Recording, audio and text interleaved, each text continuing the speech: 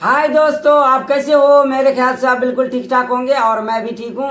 मैं हूँ आपका छोटा दोस्त इरशाद झारखंडी इंडिया से। आज की रिएक्शन वीडियो बहुत ही खास होने वाला है दोस्तों।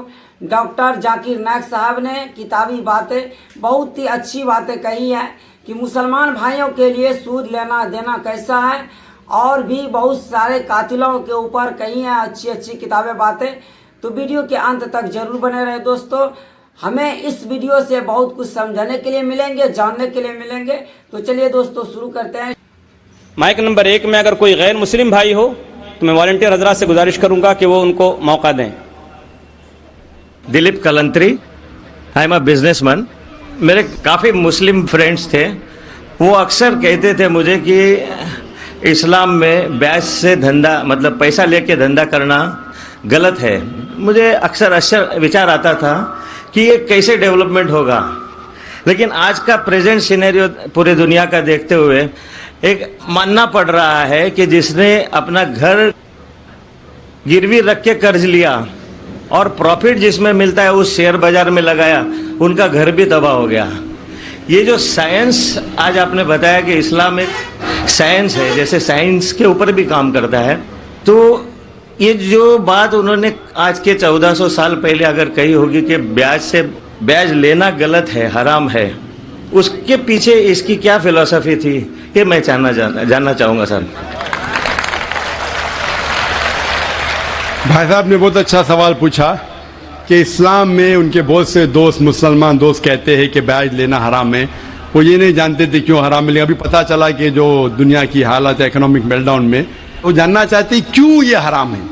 और कुरान मजीद में कम से कम 8 जगह लिखा है ब्याज के बारे में।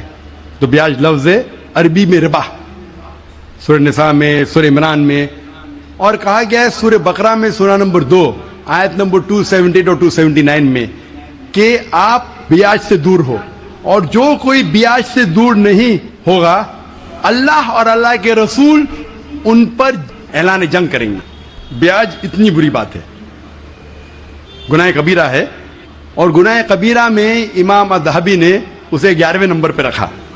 70 गुनाह कबीरा में 11वें नंबर पे रखा। भाई साहब पूछे क्यों बुरा है? क्योंकि ब्याज से अमीर आदमी और अमीर होता है, गरीब आदमी और गरीब बनता है। अमीर आदमी और अमीर होता है, गरीब आदमी और गरीब बनता है। आमतौर पे आप जब लोन देने जाएंगे तो गरीब आदमी को लोन कहाँ मिलता है? तो अमीर आदमी बताएगा मेरे पास ये, मेरे पास वो है, तो उसको लोन मिलता है। तो अमीर और अमीर बनता है, गरीब और गरीब बनता है। इसीलिए कुरान में सूरह अल हशर में सूरह नंबर 59 आयत नंबर 7 में अल्लाह फरमाते कि ज़कात दो ताकि दौलत इंसानों के बीच घूमे, सिर्फ अमीरों में नहीं रहे। और ब्याज से क्या होता है? इन इस्लामिक फिलॉसफी हम कहते हैं प्रॉफिट एंड लॉस शेयरिंग। मुनाफा और नुकसान को हम बांटेंगे। मुनाफा और नुकसान बांटने से पूरी इकोनॉमी तरक्की करती है। और ब्याज से आप बैंक में ब्याज लेते हैं, मुनाफा या नुकसान 8%, 10%, 12% आपको देना ही देना, नुकसान या मुनाफा। लेकिन तो आप देखते शेयरिंग ऑफ द रिस्पॉन्सिबिलिटी, अगर नुकसान हुआ तो हम नुकसान शेयर करेंगे, प्रॉफिट हुआ प्रॉफिट शेयर करेंगे।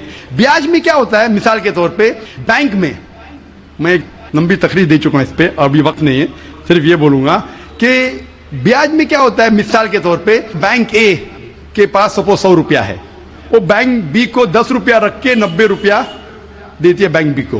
बैंक बी उसमें से 9 रुपया रखता है, बाकी का 90% देता है बैंक सी को। बैंक सी 10% रखती, 90% देती डी को, डी देता ई को। तो लोग कहते हैं मार्केट में हजारों रुपये है कितने? 100 रुपया। तो आज की तहकीक कहते हैं मार्केट में फ्लोट हो रहा है $6 ट्रिलियन, है तो कुछ नहीं, बहुत कम फ्लोट हो रहा है $6 ट्रिलियन। एक जन बेचता है, सब लोग बेचने शुरू होते। लीमैन ब्रदर्स, कौन सोच सकता था कि लीमैन ब्रदर नंबर 1 बैठ जाएगा?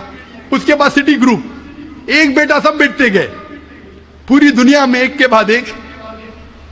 तो क्योंकि it doesn't improve the society. Islamic पे के अंदर जांच पड़ताल होती, किसको लोन देना किसको नहीं देना, प्रॉफिट एंड लॉस शेयरिंग है। सन 1980 में बैंक फंड करती थी गैम्बलिंग डेन को, शराब खाने को, कॉमन हो गया। इसके बारे में अगर तकरीर मेरी सुनेंगे, interest free economy promulgated by the Quran, रिबा किस तरीके से हराम है, उसके ऊपर तकरीर मैंने की है। अगर वो सुनेंगे उसमें और डिटेल में मैं तस्करा कर रहा हूं क्यों इंटरेस्ट हराम में। लेकिन इन शॉर्ट वापिस से आज Japan, America sending emissaries Islamic bank के बारे में जानने के लिए।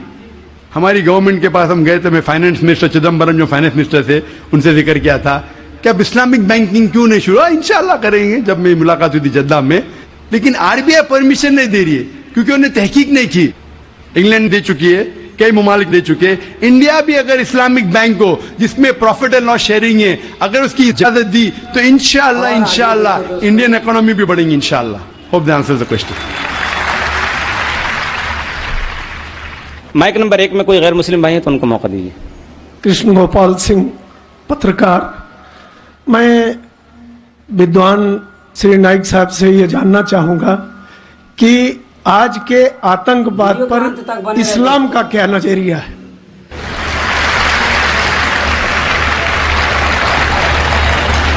भाई साहब ने सवाल किया है कि आज के आतंकवाद पर इस्लाम का क्या नजरिया है, और मैंने एक तकरीर की है अंग्रेजी में भी, इज टेररिज्म मुस्लिम मोनोपोली, और पूना में भी उर्दू में, हिंदी में। क्या आतंकवाद मुसलमान की विरासत है? ये अक्सर लोग समझते हैं आतंकवाद मतलब मुसलमान होना जरूरी है। और एक कहावत थी कि हर मुसलमान आतंकवादी नहीं, लेकिन हर आतंकवाद मुसलमान। तो इस जुमले की वजह से मैं तकरीर की थी, वक्त की किल्लत है अभी। लेकिन आपने कहा कि आतंकवाद पर इस्लाम का क्या नजरिया है।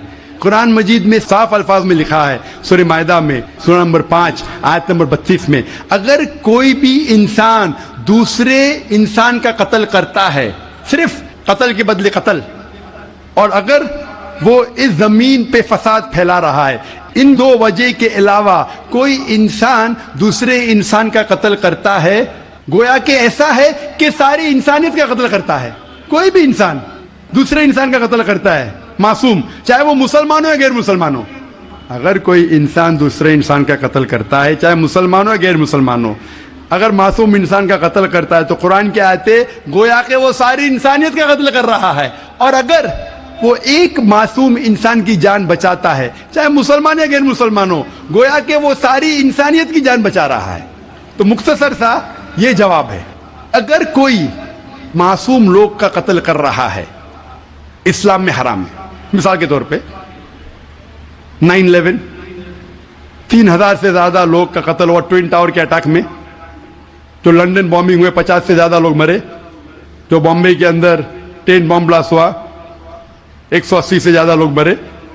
मासूम इंसान का कत्ल करना हराम है। ये सारे जितने अटैक्स थे, किसने क्या मैं जानता नहीं हूं। मीडिया कहती हो सकता है मुसलमान, मेरे पास कोई सबूत नहीं है। जिसने भी किया उसने गलत किया, चाहे वो मुसलमान ने किया गैर मुसलमान ने किया। लेकिन अब तक ये सारे अटैक्स का कोई सबूत नहीं है कोई भी गवर्नमेंट के पास, ना यूएसए के पास, ना यूके के पास, ना इंडिया के पास। प्राइम सस्पेक्ट कहते हैं। लेकिन जिसने भी ये कत्ल किया, चाहे मुस्लिम है गैर मुस्लिम है, वो हराम है। लेकिन साथ साथ मुझे ये भी कहना है कि हजारों लोग जब अफगानिस्तान में उनका कत्ल हुआ बॉम्ब के जरिए, प्लेन के जरिए बॉम्ब गिराए गए, वो बॉम्ब जाके नीचे और बॉम्ब बनते हैं। इराक में लाखों लोग का कत्ल हुआ, अफगानिस्तान में, इराक में, ये बड़े दहशतगर्द है। और हजारों लोग का कत्ल किया जो गुजरात में हुआ।